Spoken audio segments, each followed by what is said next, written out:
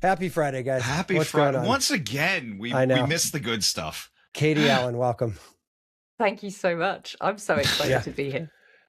We really, I mean, anybody who's listened to more than like 3 or 4 of these episodes must be sick of hearing us say this at the top of almost every show. Now we're like, fuck, we said all the fun stuff before. Yeah, we're normally laughing when we hit go. Yeah. And they're like, well, we can't get that moment back. Yeah, I can't get that back, but we'll just have to trudge forward. I have a feeling that we're in for a few more of those moments. But anyway, welcome.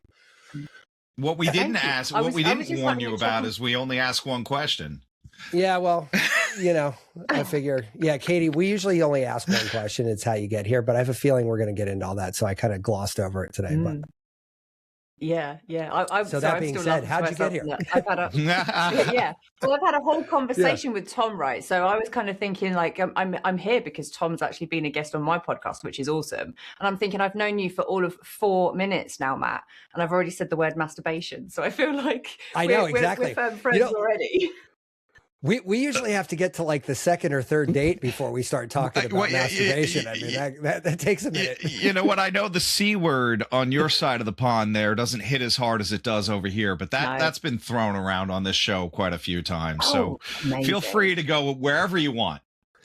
Just to be clear, we're talking about cunt. Is that like that? Yeah, on account of owning one. So that would be amazing. It would sound more official. All right. Yeah. I'll pop that in the pocket later. Yeah, that is a curious observation, Tom. Like cunt in the UK and cunt in the United States, very, very different landings. Very different landing. And like fanny's another one that I find hysterical.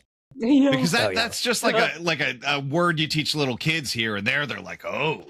Yeah. Well, like your bum, right? It's your bum. Your fanny's your bum. Yeah, what is it in the UK? It's your front bum. It's your front bum. Oh God! I did not know that. Bum, that's disgusting. It's my vagina. Front bum. Yeah. I had no idea that that's what that meant. That is fucking hilarious. Here it's really like a. You have fanny packs, and we think that's hilarious. I'm sure you do. Given that, you're like, Jesus Christ, what's wrong with these people? In that context, that is absolutely hysterical. Yeah, exactly. Yeah, right. A vagina to keep stuff in. Yeah, or a vagina to keep stuff in. Yeah, I mean, there's that too. Yeah, that is really funny. So are you in the UK? Are you in London or where are you at? I am. I'm in Cambridge in the UK. Yep. Got it. Okay, cool. I spent 3 total days of my 49 years on this planet in London, and it was a lovely 3 days, but so far only the 3. So we did our New York, we lived in New York City for a long time, and our go-to trick for out-of-town guests was we'd send them on a double-decker bus and we'd take a loop with them. We're like, look, this thing's going to take a whole fucking loop in New York City. You're going to get a bunch of shit, and then you're just going to tell us where you want to go. Cause like, I can't show you the whole city, but this bus can. So we got in at like 6 a.m. into Heathrow, from Nairobi, actually. Funny, one of those like old overnight trips that we had to go through Heathrow. So we're like, hey, why not? Let's stick around UK for a little while. We were the first people on that bus at like 6:59, and like we drove around UK, London. We took a bunch of notes. We're like, all right, here's the places we're going to go. And we just spent 3 days after that just ticking them off the list. That's a pretty good way to do that. Do an overview and then dive into what you want to. Dive into what you want. Speaking of which, we were going to talk about masturbation. Yeah, like where's this masturbation talk? Yeah. No, we're going to get to that later. Starting that out. Yeah. Okay. Yeah. Well, so yeah, let's walk us into how'd you get to where you're at now? Because, I always like to hear how people end up in these unique situations that we have them on the show to talk about. But the journey to get there is usually a lot of fun to hear. I just want to clarify, are you asking me to walk you into how I get into masturbation, or do you want me to walk into how? Oh God, that's no, we'll save that for later on. Yeah, we can save that for later, but we can save that part for later. Yeah, no, how'd you get into what you're doing? That kind of stuff. Yeah. Well, so what I'm doing. So, I mean, I know obviously, we've had a whole conversation previously to this, but I guess the best way to position part of the reason why I'm here is that when we had a chat about what kind of things do you talk about then, Katie? A lot of the things I speak about is my own identity, which is asexuality. So that in itself isn't something I kind of didn't get into that. That's always been me. But my my life, I guess, is influenced by recognizing that my experiences weren't the same as everybody else's. So the work that I do is mostly around creating spaces and other human beings that are safe for people to be around, so that we can be more inclusive and just have better conversations. And I find so frequently when I start telling people about, well, actually, this is how I experience life, that it resonates really hard with a lot of people, because no one really stops to think about, other than from a sexuality perspective, like the gender of the person they're attracted to. That seems to be where the conversation stops. And I'm like, that's like this much. And for listeners, I'm doing like a little, this is an inch, by the way, if anyone isn't certain. Yeah. And it's kind of like, why weren't you using a centimeter? Like that's not... Those stupid fucking Americans can't convert to a base 10 system. Yeah. Yeah. So it's a very small amount of a whole like spectrum of attraction that exists. And I think it's such a fascinating conversation, and we don't dedicate enough time to it. So Katie, I got to press pause real quick and dig into the asexual part for a second. What? Yeah. Can we put some definition around this? Like, what does that mean? You kind of shook me a little bit, because I hear the word or the prefix a, and you think not or none, or it's just not there. Well, that's what I'm saying. I don't want to kind of jump into a cognitive pool here without knowing which pool I'm jumping into. So what does this mean to you? Absolutely. Well, this is actually, it's not a very straightforward answer to that, because if you Google it, basically, you're just going to get the definition of someone who doesn't experience sexual attraction, which for a percentage of asexual or ace, we shorten it to people, is absolutely true. But actually, when you think about all of the ways in which people who do experience sexual attraction experience it, there's like, hundreds of different ways that we all experience things. And the same is true for asexual people. It's all to varying degrees, dependent on certain situations. So the kind of the strap line for being ace, the membership card would state, someone who doesn't experience sexual attraction, but it's just not that. It's way more than that.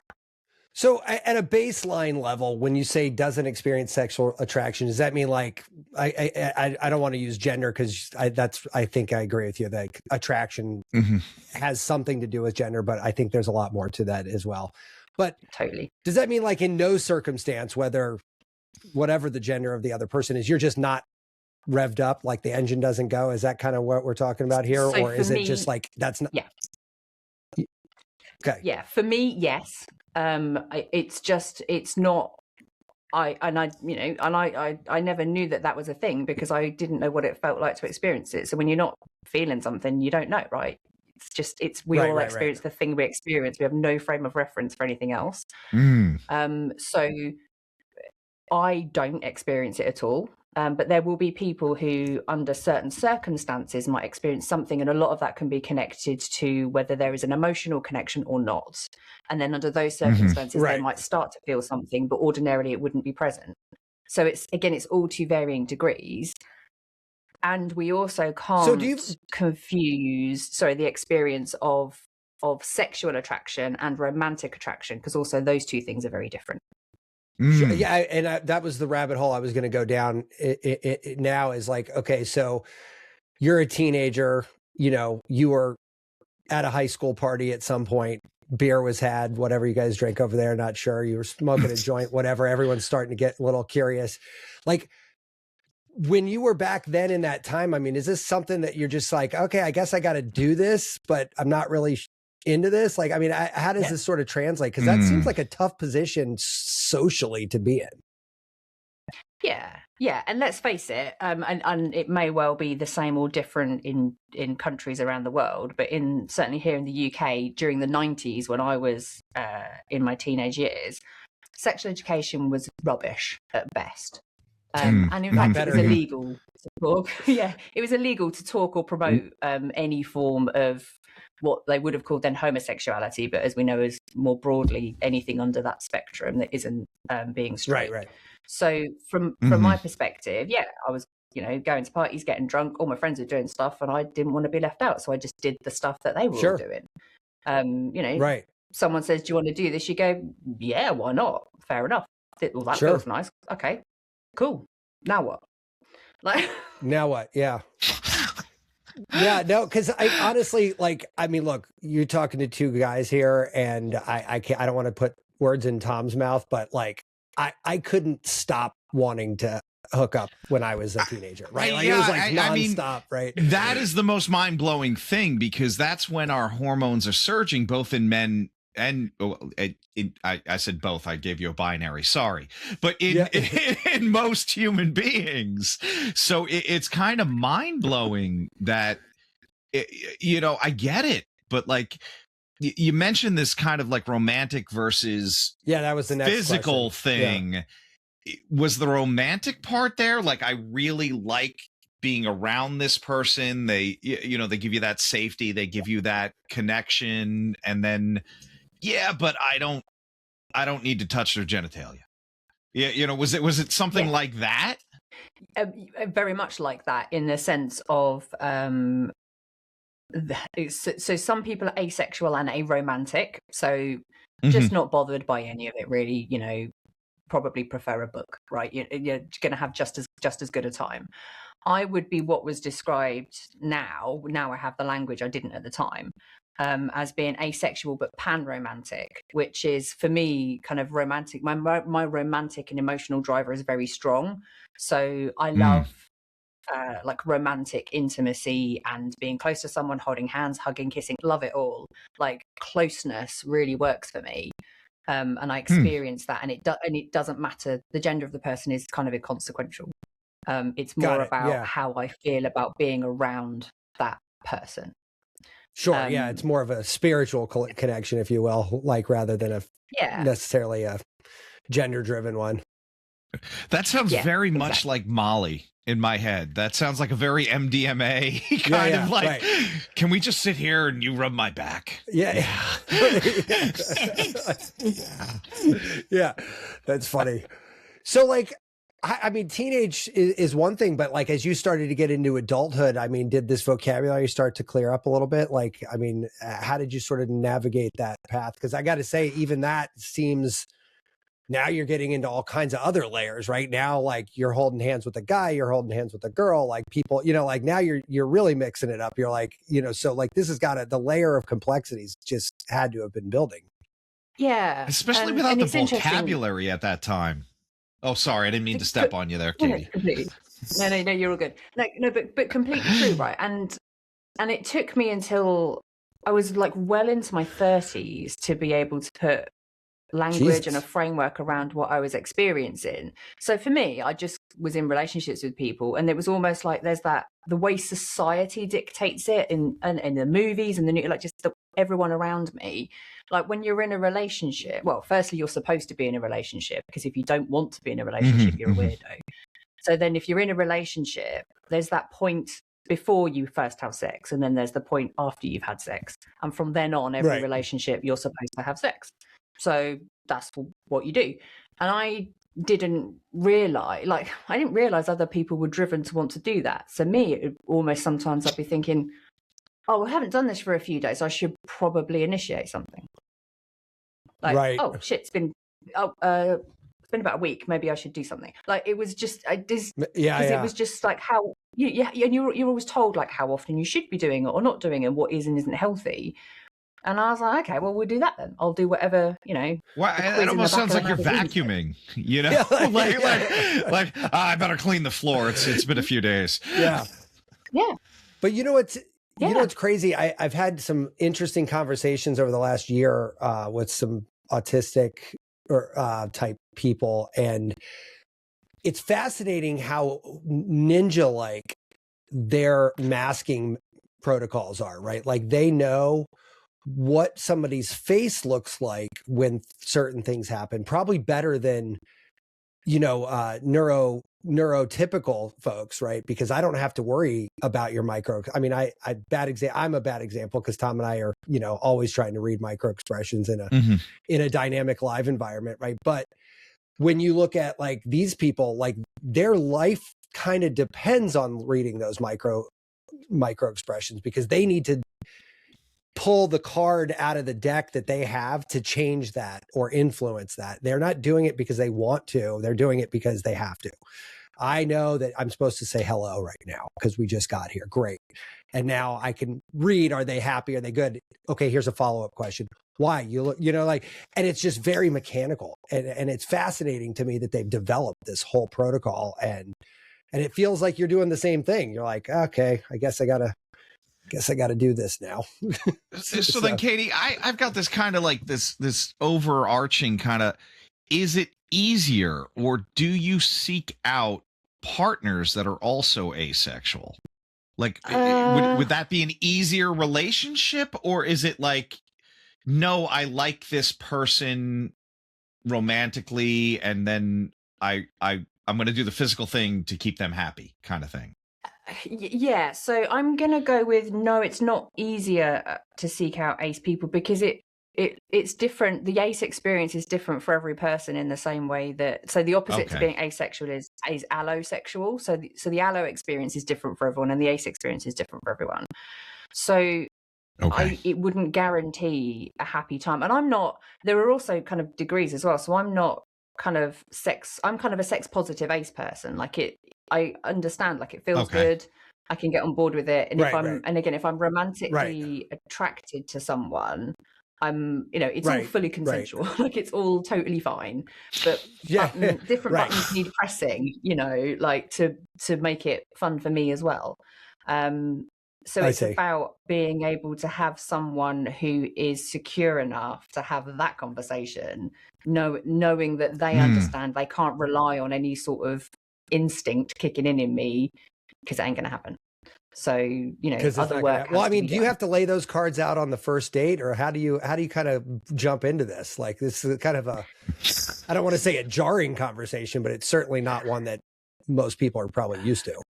Yeah, it's a good filter, because when, I'm really open about my aceness as well. So there's a lot of self-selection going on with people that just wouldn't entertain me. So I'm like, well, that's fine, because it saves me having to do the hard yards. So that's no worries. And I'm very fortunate that I met someone who didn't understand it, but was just like, well, that's bizarre, tell me about it, I'm interested, kind of thing. Like, what I don't understand, give me more. So he was really curious and kind of willing to just say, like, okay, I'm and he's a a straight cis guy. He is he does experience sexual attraction, and he was kind of like, well, I don't know how this is going to work, but I guess we're going to find out. So I was very fortunate. But it is people do just kind of go, oh, you're not going to want to have sex, you're not for me then. Which is, I'm going to be honest, it's their loss, because I'm also performatively excellent. Right. Yeah, that's hilarious. And you know what? I'll say it out loud. Like, I think guys, especially guys, are like, I can fix this. Just let me take a step. Like, no pun intended. But like, I feel like that's a normal. I've heard so many guys like, oh, she's only a lesbian because she hasn't been with the right guy. I'm like, no, you fucking moron. That's not exactly it at all. Like, what are you saying? Like, but I feel like that's I mean, guys, I think would have that reaction more than women. Let's put it that way. White men aren't okay, man. White men aren't okay. There's something wrong with us. I don't know. The whole fucking that was a mistake genetically somewhere. So you're right. That's got to be a great. It's true, right? Well, no, but like, listen, I'm not saying I'd actually act on it, but I think I'd be lying if I wouldn't say that, like, hey, if somebody came to me and presented that as sort of a situation, I'd almost be like, challenge accepted. Yeah. Like, I don't totally see that. I'm not sure if those are the right words, but it's kind of like, feels like what I'd be like, all right, sure, I'm good with this, but like, let's see how this plays out, and I'm not, it's funny. I would never have qualified myself as asexual for sure. But at the same time, like, I think there's like, it's not like the only thing I'm interested in. So if somebody did present that, but I did like the person, I'm not even sure that would really move the needle for me in a bad way. Right. Like, I think it would be totally neutral. I mean, as long as it's not like, hey, hon, it's your yearly trip to the bedroom. It's your birthday. It's your birthday. Yeah, here you go. I mean, as long as we weren't at that level, I think we'd be fine. But yeah, no, it seems like. So now let me ask you this: on the scale of things, you seem pretty okay with the actual sex part. How typical is that in that sphere? Does it lean that way more often than not? I know it's probably all over the place, but I would say the distribution spectrum is probably as broad as it is for the way that people who do experience sexual attraction enjoy the frequency they enjoy having sex. So it's definitely going to be, there'll be lots of people like me who are sex positive who will, it will either kind of find their own way of being okay to experience it. There'll be people who are just sex neutral who may or may not. And, it'll depend on whatever it depends on. And then there will definitely be people who are sex repulsed, who are like never going to happen, got no desire. That does not, like you said, like getting jiggy with someone does not appeal to me in the slightest. Thank you very much. Does not appeal. Yeah. That is, so then you said you're in your 30s trying to get vocabulary. When did you kind of settle in and find your lane and feel real? I feel like this discussion probably started as you were getting to that age. So no one was really talking about this before then, right? Honestly, it was fascinating. It was only as I started to do the work of becoming an inclusion consultant, and I was really kind of learning about this for myself. And there's a fantastic asexual activist called Yasmin Benoit, and she is a lot younger and very clued up through her formative years about what being an ace person was for. She's so asexual and aromantic. And I heard her talking about it, and I was just like, well, shit. Isn't that interesting? That's exactly what my life is like. Is that not what it is for everybody? And I had a conversation then with my best friend, and I'm like, babe, can we have a chat? Because I've just learned something. Is this not it for you? And she's like, oh, no, we are very different. So we had a very, we've always had good conversations about stuff, but we had a proper frank conversation. And I was like, damn, I didn't know, which really kind of solidified everything for me. And I thought, well, I need to be more vocal about this because it fits in with the work I do. I'm all about sharing mistakes and learning and whatever, and I'm like, this is a whole damn clanger because I didn't know this about myself and it's me, so surely other people don't. And the more I spoke about it, the more other people have said, flipping heck, that feels quite a bit like me actually. How do we not know about this? So I think there is a really great pool of younger people who maybe have a better grasp of this because conversations have been more forthcoming. And then there's going to be loads of people like me, and older and even younger, certainly in their 40s, who will just be like, oh, well, blimey, never knew about that. So I have a question. I'm not sure it's articulated right. And I'm trying. I feel that's where I'm stumbling too. I'm trying to phrase it. I have some things I want to ask, but I'm not exactly sure. Even, and not that I'm worried about offending, because I'm not coming with any heat. But I don't have the vocabulary. Yeah, and Katie, let me ask you this. So, if I'm going to squint and look at this from an anthropological standpoint, right? Like we as humans, I don't necessarily know romantics had much to do with marriage or anything up until fairly recent times, right? That was mostly a contractual thing, but there certainly had to be a lot of times in the world where two people were attracted to one another, they had sex, they procreated, whatever, right? When I look at the modern age, we have a lot of things we've never had before, right? And one of the biggest ones is the ability to just sit on our phones all day and just be by ourselves, like exclusively by ourselves, right? Do you feel like that sort of capacity is influencing this sort of discovery? I mean, maybe we didn't have words for it in the 80s because it wasn't as nurtured as we can be now. Is that completely misreading this? Like I'm like I said, I'm fumbling over the question, the articulation of the question, but I'm Yeah, so I guess what I'm hearing there is, I guess we are, as a society, our understanding of who we are has really shifted.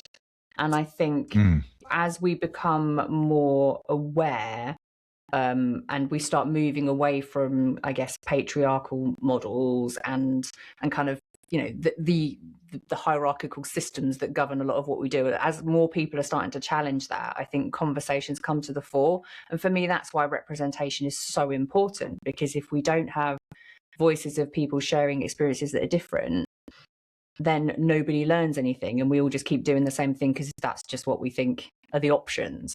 So I think society is shifting. And then to your point around like kind of like the interconnectedness and the space and platforms and possibilities to share en masse those experiences as well have accelerated, I guess, the learning curve that we've been on.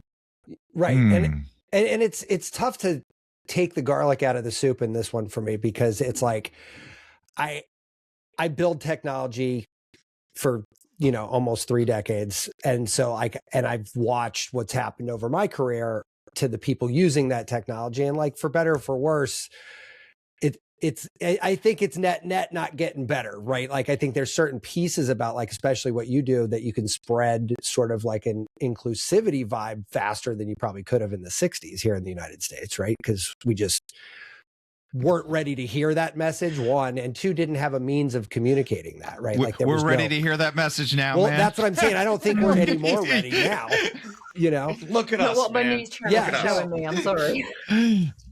Yeah, no, we're not definitely better, but at least we can. Oh, believe me, it's worse than that, Katie. It's worse than that. Right. Yeah. We had this weird. You ever read that book, Chaos Machine or Chaos Theory or Chaos Machine? I think it was. It was a book on social media, huge, monstrous tome. But they had an interesting sort of piece in there that they said, and they were talking about like the dark side of the internet. But I think this could be said for anybody. But groups of interest used to be a lot more separated than they are now, right? Like you had these people that did this and these people that did this, and they were kind of like on their own.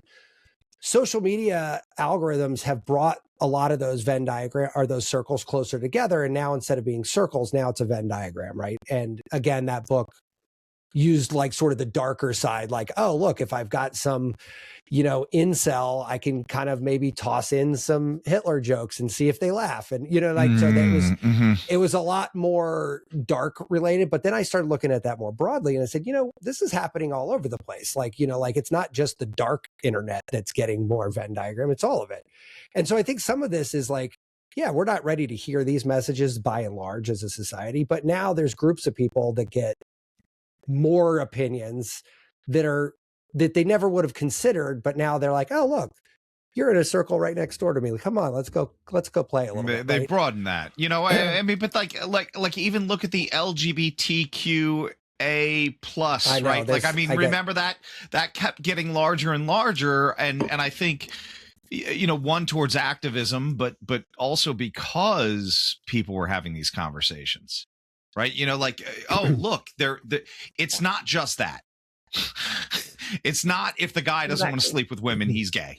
It could be all of these things. Is asexual thrown into the LGBTQ acronym soup? Is that in there? Is that an A? With the A at the end, the A before the plus. We're the A at the end. Okay, gotcha.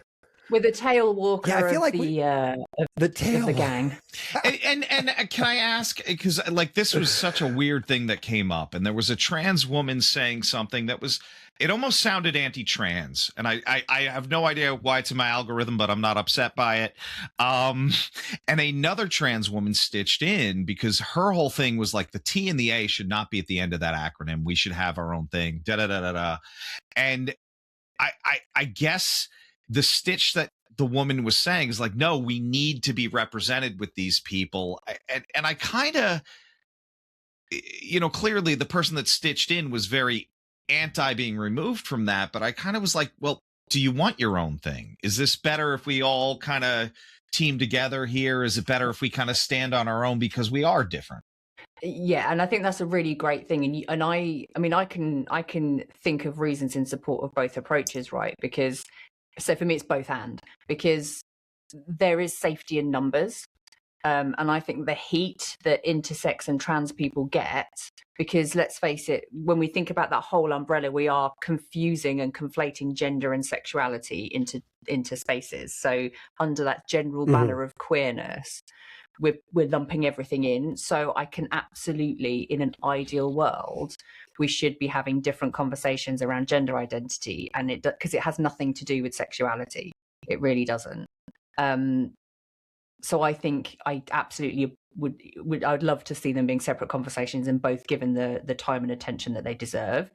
And also, I know the hostile environment that a lot of intersex and trans people will experience. I would always welcome, any gender identity conversations as part of the sexuality conversations, because we need to protect them so that they're not kind of outcast and then shut down. Yeah, see, I'm a branding person, Katie, and the LGBTQ movement, the problem I've had with that is it's a branding nightmare. Now it's a butt of every joke because there's like a bunch of letters that just keep getting added on there. And I'm like, look, guys, I have no problem with the conversation, but the way this is being presented makes you a target for jokes, right? Like, I mean, somebody had meant, they're like, oh, look, it's the LGBTQ. And then they just started naming like 18 more letters just to be funny. And I'm like, see, like, this is what you invite when it's confusing. Now look at the other side, you get neurodivergence, which has become a very well understood word that means a lot of things. And we don't have to break out Asperger's and autism and this and that. We just kind of know that this is a spectral word that incorporates all of these types of people into one umbrella. And I feel like that movement may need a better PR agent to kind of figure out how to like wrap that differently. I don't know.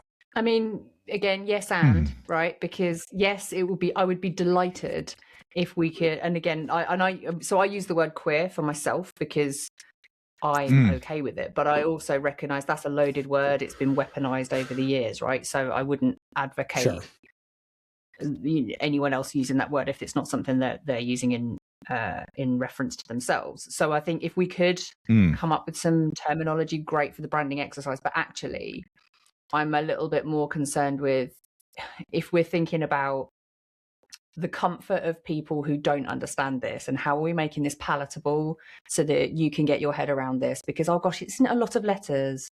Well, how many are in your license plate or your social security number? Like, do you remember those? No, that's a fair point. Probably.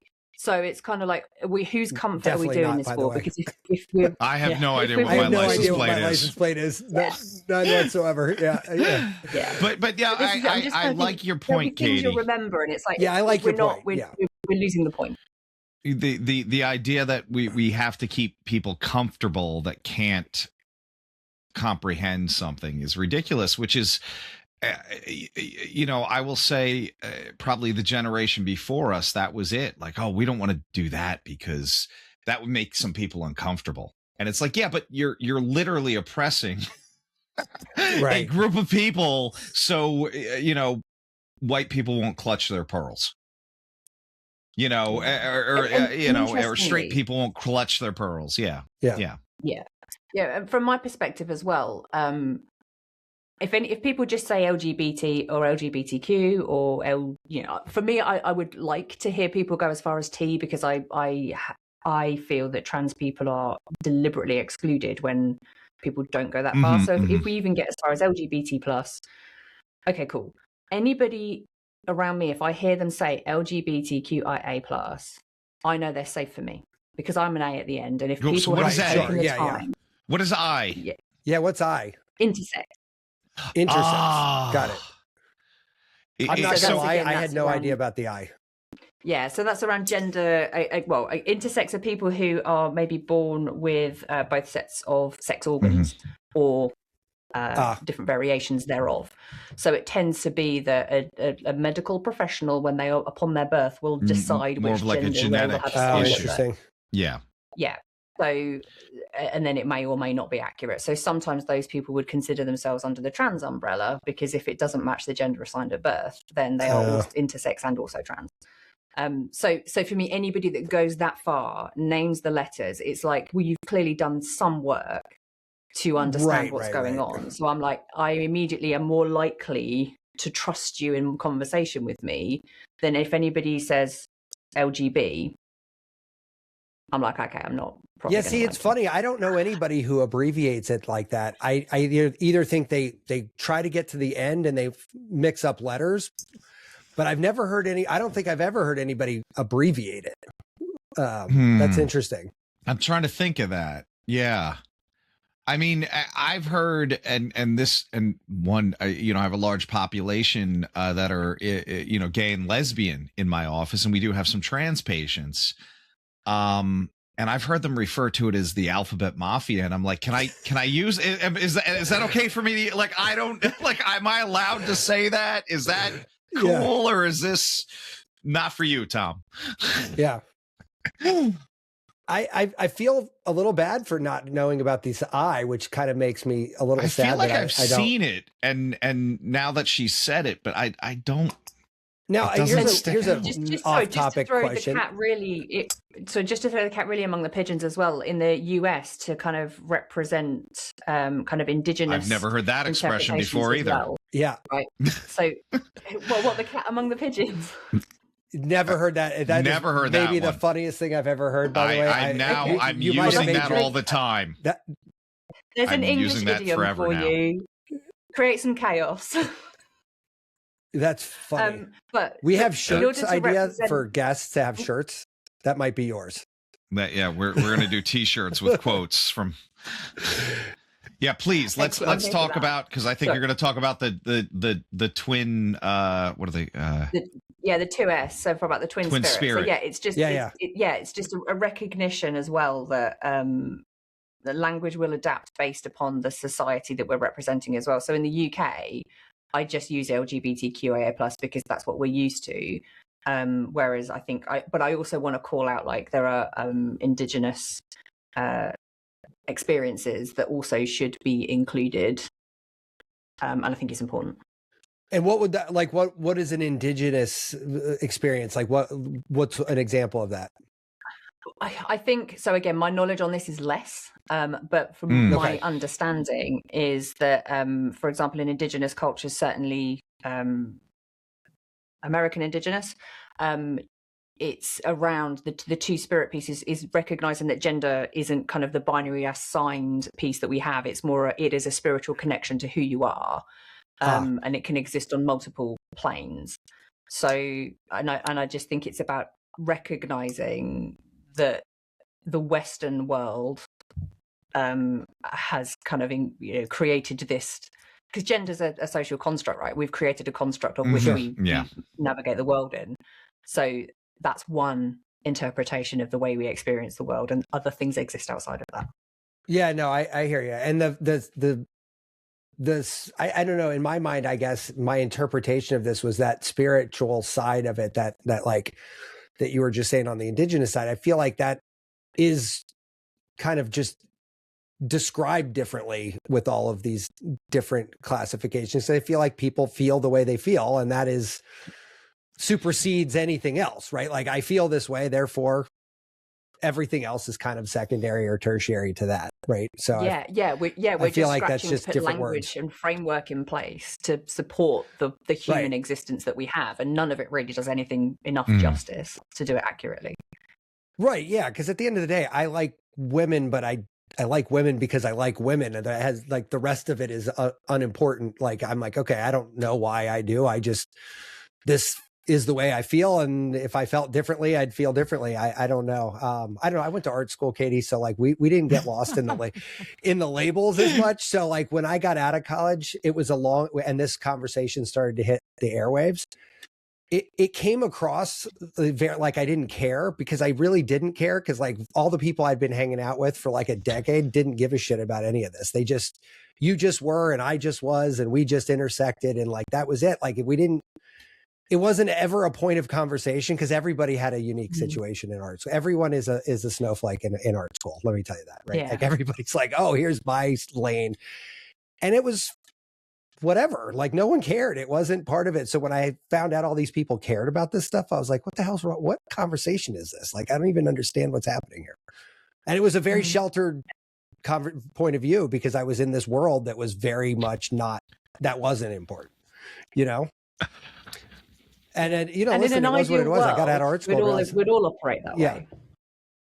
Yeah. No, absolutely. That's why I said it was a very sheltered perspective, because like I had spent a long time in this environment where no one cared.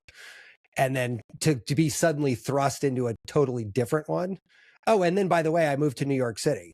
Let me tell you, that not a lot of people like, that's a very also sheltered bubble too, right? Because this isn't, I wouldn't say, Tom, you're in New York too. Maybe you can agree or disagree. So I was on the island and surprisingly conservative there for a bunch of really wealthy pricks that hang out in Manhattan on the weekend.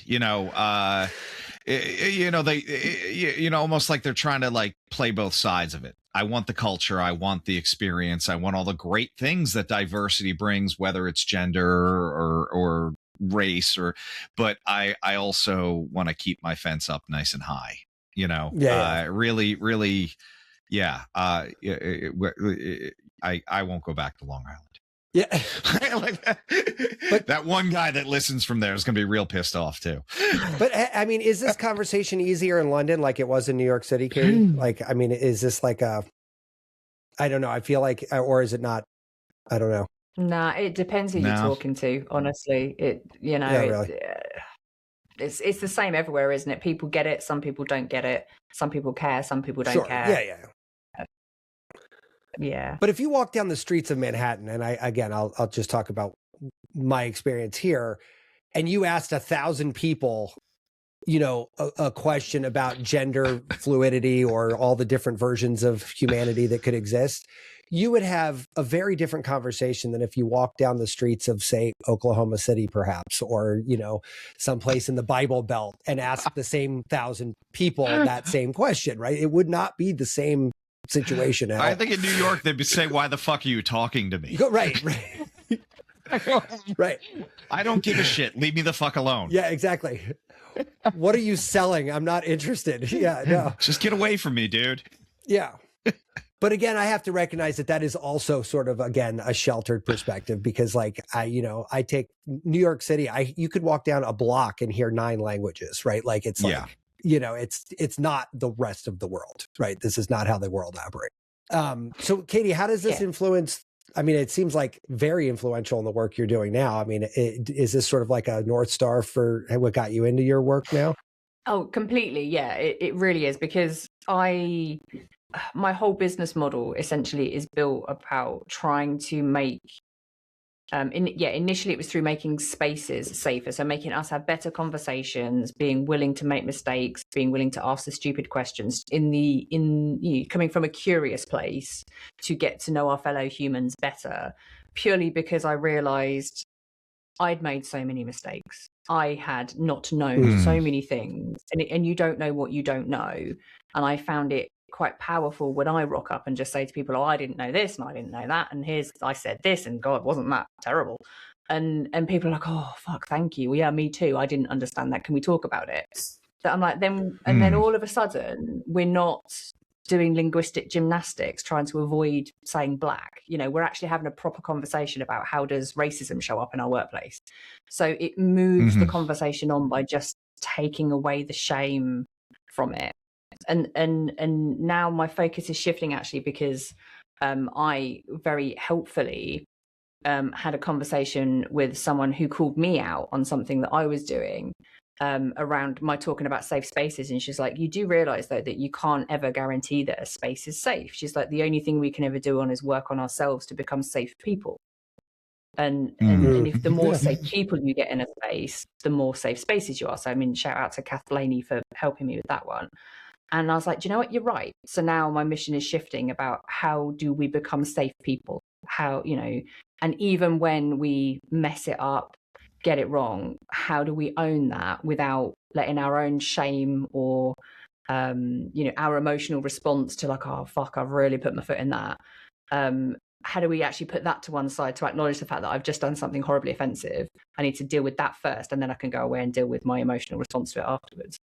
Right. Well, is there a big I would say there's a big distance between making a genuine mistake out of I didn't know, and I'm avoiding the word ignorance there because that has a connotation to it, and I don't give a shit about you and your feelings, so I'm not even going to bother to acknowledge that I made a mistake. I'm just going to keep going.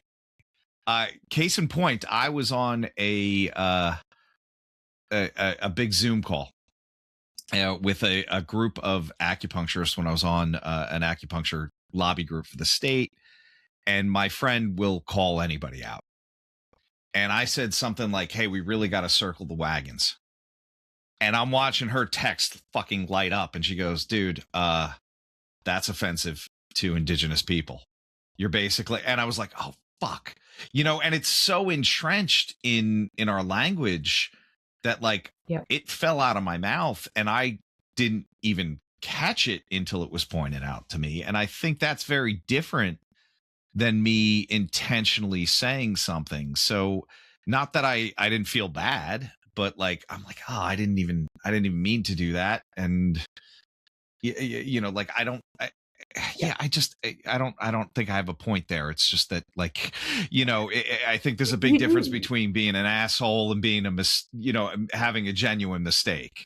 Well, Katie, how do you handle that? Because like, I was going to add to that and say, I'll bet you if you asked 100 people where the origin of that phrase came from, 90 of them wouldn't have a fucking single clue. Yeah. Right. Like, and that's just here in the United States where that was actually happening. Like, I don't know what the misconception would be, or even if this phrase exists in like the UK. They don't, as far as I know, they weren't circling any wagons in the UK. Yeah. Okay. Same. But you're right? So there is a difference though between our intention and our impact. And I think it's about understanding both, isn't it? And more often than not, we don't stop and think about the etymology of words or phrases. Like, we just don't. It's just stuff that gets said.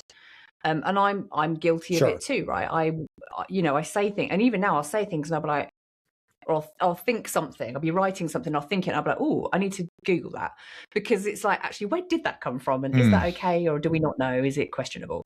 And it's about having that foresight of thinking about just catching these things where we can.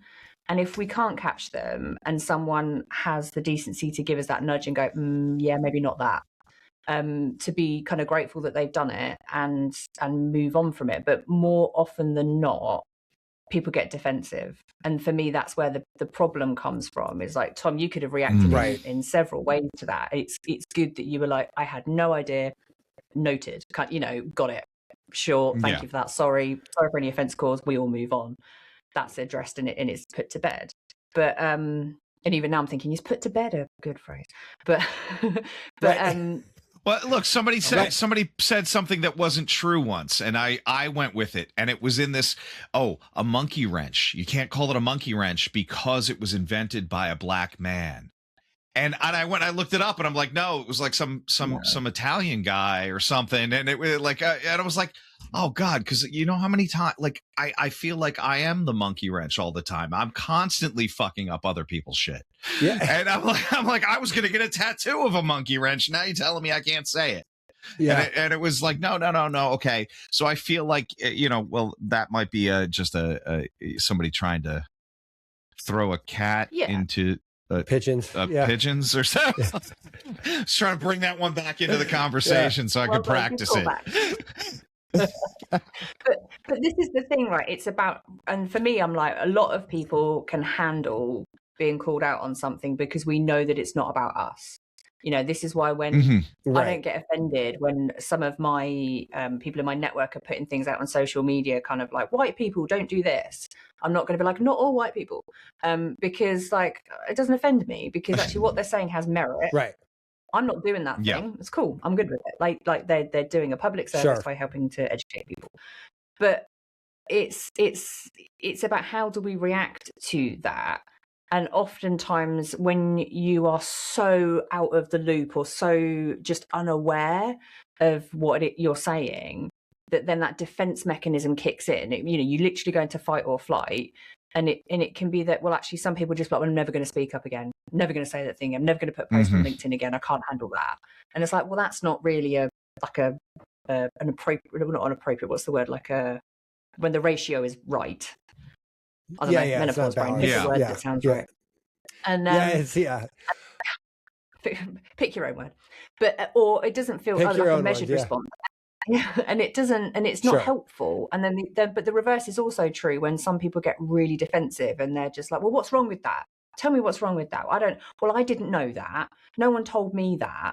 And they go the other way. And it's like, well, that's also not helpful either. Right. Yeah. That's, Well, Katie, not for nothing. I'm sure it's not too different over on your side of the pond than it is here, but like there's a lot of really aggravating humans here that use these opportunities as sort of a virtue signaling matrix that they live their life by. Like they're trying to create a gotcha moment. Yeah, well, it's like, you get upset when I say this, but and it's exhausting. You know what I mean? Yeah. Like I'm like, oh, you are just a horrifyingly boring person who's just difficult to talk to because you're just everything's a fucking fight and everything's a bet you didn't know, and you're like, okay, I don't, and then it makes me be like the guy who's like, honestly, I don't care because I want to but most of that comes out of I want to be out of the conversation with you in particular. And if I was having this conversation with pretty much anyone else, it would be fine, but you are exhausting, right? And there's so many of those people right now, and our current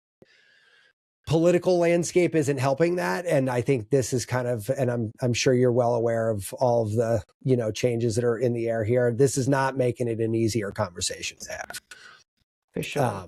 And just as a build as well, it really is. And as a build as well, though, for those people that are trying to create those gotcha moments, I think that also says a lot more about them than it does anyone else, because everybody wants to be the police, on the language police or the insult police, don't they? No, because we're so terrified of being on the other side, so we have to be constantly demonstrating that we've got it on lock and we're just chasing down everybody else. It's like if you genuinely understood and cared about the inclusion and the consideration for people that are not you wouldn't do that. You wouldn't feel compelled to do that. You can do these things with compassion. And quite frankly, there are some people that just don't give a shit. And I'm not even going to waste my time trying to engage in a conversation with them. I'm like, nah, whatever. You do you. And I know, you're going to be really received in the way that you're received, and you are not for me. Thank you very much. Right. I feel like we have this in every aspect of life, though, right? Like, it's like we only know two speeds, either that way or that way. Like there's not really like the ability to choose multiple paths is not one we're good at, I don't think. And I don't know, I guess I like to think that my life is focused more on an outcome that I'm aiming for in whatever pursuit I'm involved with. And I'm less concerned with how, I don't want to like be criminal or, hurt people or anything. But like, for the most part, I'm like, I'm not letting society impressions of the thing influence how I'm getting to a place. If I need to get somewhere, I just got to go there. Right. And it is exhausting. And funny enough, having a show gave us all permission to not have to have that conversation anymore. Cause they're like, oh, you just talked to a bunch of people. I'm like, great. Thank God you leave me alone here. I don't want to have to, get down this rabbit hole, but it would be great if we all had a better measured approach to everything. Right. Just because you're Democrat doesn't mean you're not a Democrat, doesn't mean you're a Republican, but here it does. Because, that's that binary thing, right? We get very trapped into the binary. If it's not this, it has to be that. Why? Because that's easiest for my brain. Sure. We're having like a really serious, great conversation, but Katie promised she would talk about masturbation. Oh yeah. Listen. I did. I don't want to derail this, but like, yeah. Well, I mean, it does asexuality because it does. Yeah. So it's almost like we have a show, Katie.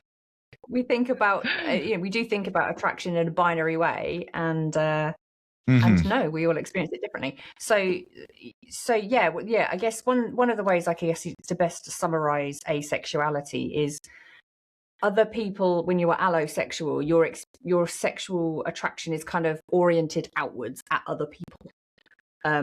Whereas when you're ace, sometimes it goes inward, like it just doesn't leave us, it stays within us. So it's an experience for us, and other people don't really factor into it. And one of the things, a friend of mine, the first thing she asked me when we had a conversation about aceness, she was like, yeah, but do you have a wank though? And that's amazing. Yeah. I like her already. She's like, so, that's funny. Like, yes, babe. Yes. Yeah. So what is the goal there for you? Is it just the stimulation? Is there a release for you? Is it the same thing that anybody would be doing it for? Yeah. Okay. Yeah. It feels good, but the experience is wholly. It's a real internal thing. I don't think about anyone else. I don't need any visual assistance. Like it's not about anyone else. It's just about the way it feels for me. The internal experience. Okay. Yeah. Yeah, I mean, I don't know how to envision masturbation without the highlight reel. I'm just going to tell you. I mean, I don't know. I mean, it feels like that's kind of like what we've learned that as from young boys. I feel like the internet has ruined the highlight good reel. old-fashioned masturbation. Yeah, yeah, it does make it different. It does put a different spin on it. But Katie, you're saying you don't need external at all. So like, porn isn't a requirement. Not a driver, nothing like that. Yeah, huh? I mean, great for them. I mean, in porn, other people look like they're having a fantastic time, and I like that for them. I couldn't care less. Right, I gotcha. Even when I'm not in a sexual mood, though, if somebody's like showing like, if a set of boobs goes by on like something, I'm like, well, I mean, I guess I could be interested in this right now. Like it takes very little for me. I'll be very honest. Like, so like, that's an interesting thing to think of, that you could see that and be like, cool, good for them. I mean, yeah, well, and this is the other thing. So I miss signals as well. Like I need people need to be a bit more explicit with me if you want me to get on board the train, because I'm just not bothered. So somebody has to say, I want to have sex right now. Does it have to be that like blunt? No, it doesn't have to be that, but there needs to be a lot of intention put behind it. And I I need a lot of warming up. Let's put it that way. Like my brain has to join the party. Like the body just responds the way it responds, but you got to get the brain involved in the party, otherwise you're not. I'm just not there. Which is interesting. It's a lot of hard work. Yeah, right. And you don't have to do a deep dive into it, but have you figured out how? Is there like a user manual for that for you? Do you have a kind of like, these are the things that get me going, and I share that with my partner so they know that this is how I get into that party? Yeah. And what's interesting? I've learned more, paying attention to more of my senses. So for me, I'm very auditory triggered, and I'm blessed that my partner has an amazing voice. Cool. There's certainly one that works for me. Let's put it that way. It might not work for him. He's from Birmingham in the UK as well, which is hilarious. So if anyone's ever heard that accent, that's an interesting one. But it works for me. So I'm sure we don't even know where the UK is on a map. Yeah, like Birmingham, Ozzy Osbourne, Birmingham. Yes, that's the one. Isn't he a Birmingham guy? That's the one. He has got one of the most. I was just my son and his girlfriend, funny enough, 17-year-old, watching Romeo and Juliet the other day, like the animated of lawn gnomes, ornaments, ornaments that have a feud, and the deer. I'm in the other room and I hear, and I had no idea. I saw that movie, I don't know, 20 years ago, whenever it came out, right? And I hear Ozzy Osbourne's voice, and I come tearing into the room. I'm like, I love Ozzy Osbourne, right? And I come in, I'm like, Romeo and Juliet? What the hell is this? And I look it up on IMDb. I'm like, holy shit, he did this. And his voice is so unmistakable. Like, and I think it's that accent. That accent is very, very, very distinguishable. Well, my mentor was from Darwin. And if he'd call his family back home, I couldn't talk to him. Yeah. And he said something to me once, and I was terrified of him, Katie. He was like 150 pounds, and he could have like killed me at any moment. But he said something I didn't understand him. I said, "What was that, Ozzy?" And I thought he was going to choke me. It was terrifying.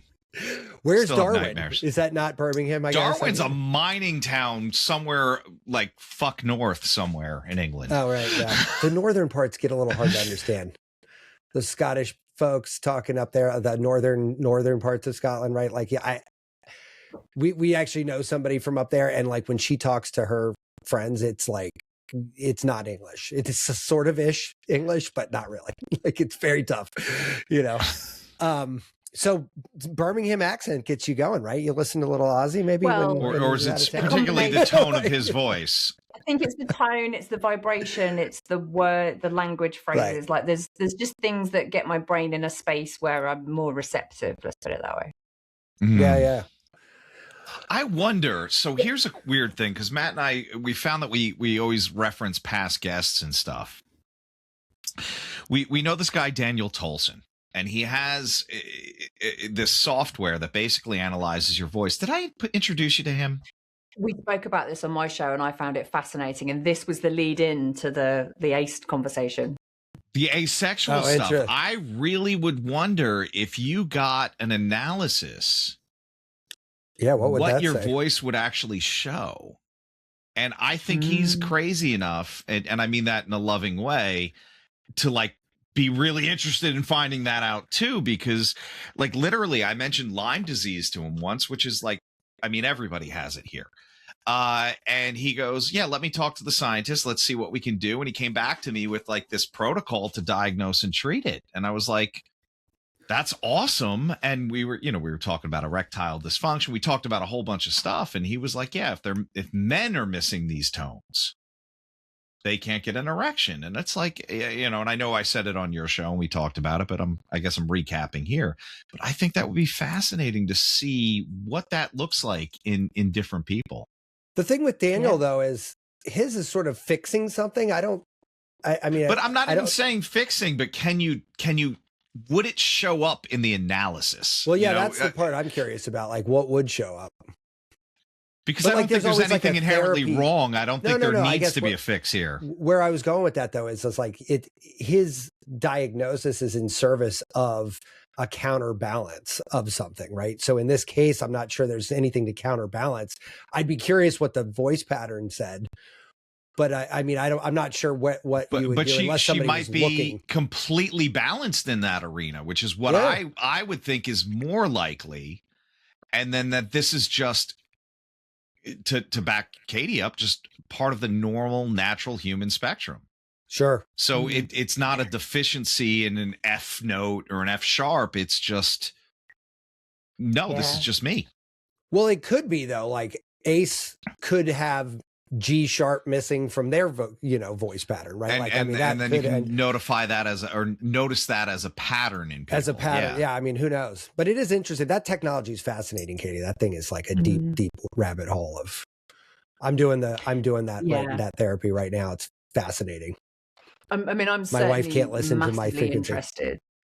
And also thank you both for saying about an acknowledgement that it could be more of a predictor rather than a fixer, because that is one of the the second the word fix came out of my mouth, I'm like, no, that's not right. I wanted to be very clear on that one real ahead of time. Thank you. No, it's gratefully received, because it is something that, I mean, I had that grow, once I started talking about this, the conversations are, you've just not met the right person, you blah blah blah blah blah, and you're just like, no, like this is just my experience of life. Actually, this is how I've always been. And we still have in the UK, they're still debating the laws around it, electric shock therapy, and ACE people currently aren't included in the ban for that, because they think it's something that we can just out of us. Wow. How shockingly ignorant is that at this day and age, right? Like that we're still having a conversation that entertains that as a possible. I don't get that. Yeah. That's so insane to me. Yeah. Some things you think we would have evolved out of by now. You're like, okay, we're not rubbing, we're not voodoo dolling people anymore. Well, at least actually, not most look, people. Man, we've had some conversations where I would revisit the voodoo doll topic as an act of intention. and look, man, Dean Radin came on and said, no, magic's real. Statistically, we can show it works. And voodoo's a big part of magic. Man. Yeah, but electroshock therapy is not. It's archaic and it's torture. Yeah. It's torture. Yeah. That's not definitely magic, not. Right? That's the opposite. Like it's a bunch of dumb idiots. What would be great? Let's get you up on the rack. Yeah. So Katie, where could we, like, how do we get, who would we like to send to you, and how do we want to send them to you? Because I think what you're doing, I mean, do you work mostly with companies? Do you work with individuals? Is it a mixed bag? Like, who's your typical client? I'm curious. Yeah, predominantly with organizations, and a lot of it is just centered around helping people get over the fear of saying the wrong thing. So it's all around building confidence to have messy conversations, just how do you engage in the stuff that you don't understand but you want to. So you've got a willingness to want to learn more, to want to be curious, but you're coming into conversations thinking, I'm going to fuck this up. So how do we make it safer for you to start to participate? That's my sweet spot, essentially as a confidence coach, but for helping people to have difficult conversations. Yeah, A that's lot of awesome. Gen X clients, huh? Like a lot of Gen X clients. Yeah, like, hey, I don't want to be an asshole, but I don't know any of this. Yeah. So Matt, in we always joke that we're going to make a T-shirt, but I think we got to make a fanny pack for Katie. I mean, honestly, yes, a fanny pack might have. A fanny pack that mentions pigeons. This is where I keep the cats for the pigeons. Yeah. Do I get that is hilarious? In the fanny pack? You totally could. You can absolutely. That's fucking hilarious. I mean, is pussy still pussy in the UK? Is that still a thing too? I mean, is that a separate word for? Yeah. Okay. Yeah, that still is that. Which is hilarious. It's funny that we can align on that word, but fanny, no, we're going to take two completely different approaches on this one. That's funny. Well, I'm glad you didn't mention cigarettes, Matt, because I don't know if we can say that word here. Yeah. That one still actually is curious. Like, how did fag become a word for a cigarette and then also a homosexual male? So at one point, faggot was a bundle of sticks or something, right? It was like a group of things, right? And I'm wondering if it was referring to a pack of cigarettes. Maybe I don't know the origins of that word now. Yeah, I have to be honest. I also do not know the origins of that in the UK. And we are very Tom is right. At our terrible it is an old French. It's old French and Italian. Faggot and fagotto is referred to as a bundle of sticks or twigs used for fuel. How the fuck did I know that? I don't know, but you were on the money. And then it in 1914 became a pejorative for American homosexual men. So somewhere around 1914, we started to shift the meaning of that. Wow. What a weird word to like make that transition. That's like quite a journey to make from sticks to homosexual. Yeah. I'm not sure I follow that bridge, but yeah. But then if you still call them fags in the UK though? Like cigarettes still called that or not really? So cigarettes are fags over here. So you'd pop out for a fag. Yeah. Means a completely different thing. Right. If you said that here, that would be a very different convention situation. Pops out for that. Like, sorry. Oh man, that was just right there. I didn't finish that, but it was right there. That's why Grindr goes down when the convention comes to your town. That's funny. So wait, Katie, even in the sense of we all know the dark side of that word, that's still a word used in common parlance over really? Yeah, but it's wow. It's different. It has a completely different meaning. I mean, to be fair, now nobody smokes anymore anyway. Most people are vaping over here, so all the cool kids are vaping. Right. Yeah, same here. So I think it's dying out anyway, which is probably a good thing. Yeah, gotcha. Yeah, it's probably a good word to retire, like sort of along the way, even if it does mean something totally different. Although, interestingly, Katie, if I may, sorry, just to pop back on when you were saying around having a lot of Gen X people, something that I often come up against is like, oh, but the kids today, they understand all of this, so eventually the dinosaurs will die out and everything will be okay. And my rebuttal to that is, well, no, because language will always continue to evolve. Human understanding, psychology and sociology will always continue to evolve. So if we don't put frameworks in place now to build that curiosity so that we can all evolve with it, this problem just moves from generation to generation, which is why we still have the systemic issues that we've always had, because those systems are designed to survive and we have to, organize our minds to stop that from happening. Are you seeing those survive though, the social media like onslaught of that? Because I feel like that is a bulldozer for a lot of a lot of things because of the sheer spread of messaging through those channels. That doesn't bulldoze a lot of these structures. I'd love to say that social media could be the cure for systemic racism, but I feel like it perpetuates it. Right. Yeah. Yeah. That's a because good point. people even get into their own little tribes on there. Yeah. Wow, Katie, this has been like, on one hand, like so much fun. Love talking to you, and super heavy but important to talk about. You know. Yeah, super educational. I learned a lot today, and I hope I didn't offend anybody too much. Like I wasn't trying to offend anybody, but I'm sure I did somewhere. But well, this is what's so important about what you do, is that you both open this space for just an honest conversation, and I think that is so important, is that we all get to participate in an honest conversation, whatever that looks like, including all the bits that we're like, oh, can we say that? Is that okay? Because actually, if we've said things that people don't like, they can correct us, they can tell us, and then we can learn from that. And I think that's the most important thing. From my perspective, I have obviously not been offended by anything you've said or asked. And I also want to call out that I have put myself, as an ace person, I've put myself in this position, and I would very much like it that unless someone is very close to you who is ace and you're having a conversation because they're your friend, don't go up and ask them if they have a wank. Like don't do that. Like, it's not your business. Sure. Right. Yeah. I think I'm going to refer to masturbation as having a wank. The Brits definitely have a better... Such a better way of that phrasing is it. such a better way to... No. Well, no, we have them all the time, but we don't call it that. Yeah. It's all kinds of other words for it, but not that. Yeah. And I didn't even ours say are a cunt, lot did more I? crude. No, but thanks for getting it in there under the buzzer. Yeah. Yeah. Well, okay. Well, so let's round out the education of our British colloquialism. What's the cunt reference over there? Is it also a vagina / not nice person kind of connotation? It doesn't have the venom though it has here. It's still as divisive, as in some people won't like it on principle. But for a lot of other people, myself included, it's a term of endearment. Like I'll say to people that I love, oh yeah, got it. Like, because I love them, right? Right. I gotcha. Right. Got it. Yeah, no, that's funny. That's not a word of endearment here. No confused version of that word is that. That is the atom bomb. Yeah. If you really want to end a conversation, Katie, that's the way to do it. But isn't it interesting? Okay, that conversation's word, over. Yeah, the etymology of that word, it's the most powerful and offensive word, and it still is the one that refers to female anatomy.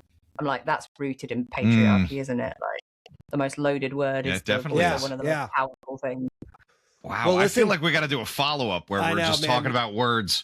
Just words, yeah. We're just going to have a lexicographical conversation with you. Okay, next word. What do you got? But in the meantime, Katie, where do we find you online? Where's the best place to send people? Funnily enough, for all of my swears, I'm actually most active on LinkedIn. So you can find me there. It's Katie Allen Consulting. Yeah, I know. Well, this is it. I'm educating those uptight professionals. Those cunts. And that bunch of cunts. Yeah. We're hanging out with them. So, but and I'm kind of all over the podcast thing as well. So my podcast is Speaking of Inclusion, which can be found. And Tom is obviously a fantastic guest that I've had on, and you can listen to that conversation. Oh, thank you. Yeah, I have not heard that yet. In fact, we actually have a thing called Tom Guests and Matt Guests. You're a Tom Guest because it came through Tom, and generally it works out well if the other one doesn't know a whole lot about the other one, because it makes for a cooler conversation. So I have to admit to you now that and I knew nothing about you coming into this. I saw Asexuality. That was about the only primer I had on you. And I was like, whatever the hell that means, let's go for it. I have no idea. Yeah. So I will listen to the show now that I've talked to you. It'll mean a different thing now. And I'm curious what Tom's doing when he's not on this show. I'm having a wank. Yeah, having a wank. Yeah, exactly. All right, guys. Well, Katie, thank you again. Can't wait to see where this goes. And have a great weekend, everyone. And take care. Go have a wank. Thank you, everyone. Bye-bye. Bye. Be subversive, irreverent. Health is wealth, but you knew that. Everybody knows that. But so is following us on social media at Irreverent Health. And check out our website for more exclusive content at irreverenthealth.com. Oh, I like this. Thanks for tuning into this episode of Irreverent Health.